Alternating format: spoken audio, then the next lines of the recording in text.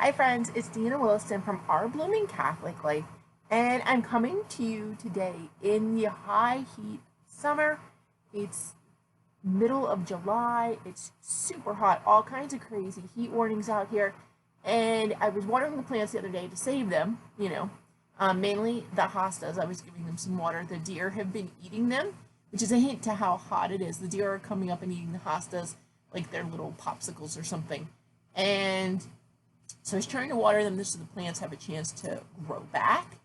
And some of my more floral plants that I do have in the front yard, both for butterflies and just for beauty in our natural environment. And so as I'm watering them, I notice like the flower bed is draining oddly. And then I go back and I test it the next day when I've only watered plants in the downhill part of the yard. So downhill from where I saw this puddle. And I realized it's still puddling. It turns out we have some kind of a sleeve adapter thingy on the well, and that is broken. So whenever we run water inside our house, we're also watering outside our house. And so how do we cope with that? The plumber told us we're not in immediate danger. We appear to have some kind of check valve that is working perfectly. If it was not, the water would be running all the time outside. And since it's not, it's only running when we run water.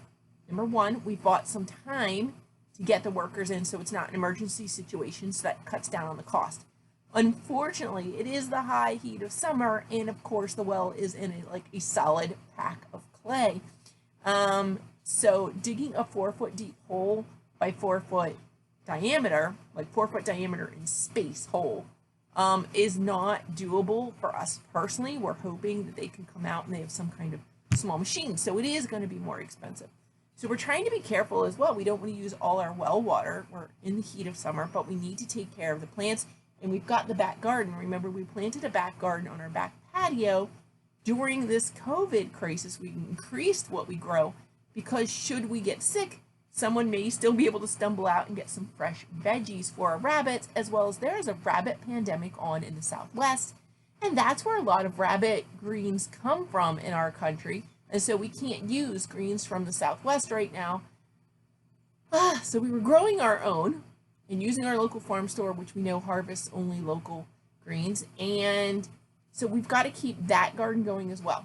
Here's the solution I came up with. We're using a Greywater, we're reducing our consumption of water, and then we're using a Greywater system to water the non-food plants, which lets us concentrate, our efforts on clean water for just the vegetables. I'm also using my husband's coffee rinse water on the plants once it cools, whenever he's done and he rinses everything out in the morning to keep the coffee grounds out of the sink. He ends up rinsing things over a cup, and it gives me about 2 cups of water every day, and I pour that on the vegetable plants every day. So I had to look up Greywater systems. It's been a while since I educated myself on it, but I was thinking things like, can you use Greywater systems on vegetables? Can you only use them on ornamentals, only on certain ornamentals? Like, where can you use Greywater and where can't you? Also, it's a good reminder, both in the time of COVID, there's so many people who don't have access to clean water, so I do need to be a more responsible steward. And even though I think I'm doing well, you've got the double conflict, right? For years, they've been telling us to stop using hand sanitizer so much because it's making superbugs, that hand washing is actually better. And then they've been saying how long we need to hand wash our hands. Well, that's using a lot of water, so that's not great either. So what's a solution? And what I've come up with from my research, I've been using the sustainingtree.com, and that is actually my niece and nephew's blog. They're trying to build a very ecologically friendly house. They're still in the designing phases and research phases, so their blog is a lot of great information and a lot of great resources. Again, that's sustainingtree.com, and I've also used one called greywateraction.org. And greywateraction.org brings up something that I was thinking myself. It really brings home as well the idea that what are you using on your body? Are you using things that are healthy for you? Because if it's not healthy for you, it's absolutely not going to be healthy for your plants. So where was the list of that? I'm going back. Sorry, there's a small list on there. And lost it. Okay, plant-friendly products. So you don't want products with a lot of salt, boron, or chlorine. Those are things you don't want in your products because then you're going to be basically killing your plants. So you don't want salt, boron, or chlorine. So if you're using chlorine in your washing machine, your washing is not a good candidate for a gray water system.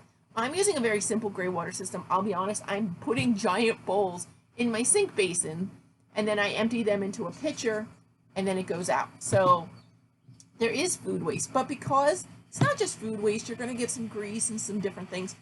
Dirt, because I had to move all the hostas that were in the way of where they're going to be digging to fix our well. I wanted to save those little stubby hostas, so I moved them all, and I dirt under my nails. So actually, our water is going straight back out there.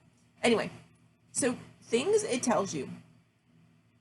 The gray water should have some good nutrients for your plants in it, but you can't store it more than 24 hours. If you do, actually those nutrients are going to start to break down, and it's going to get funky. So you can't store it, you have to use it right away. You also want to minimize contact with it, because remember we said we're washing our hands? So we're also washing our hands after we use the bathroom, so there could be some nasties on there, right? And so you're going to want to get that out as soon as possible, and you're not using it for drink water. Now, what about your veggies? Can you use this kind of gray water on your veggies? It says yes. It's best really for like things like fruit trees and ornamental plants.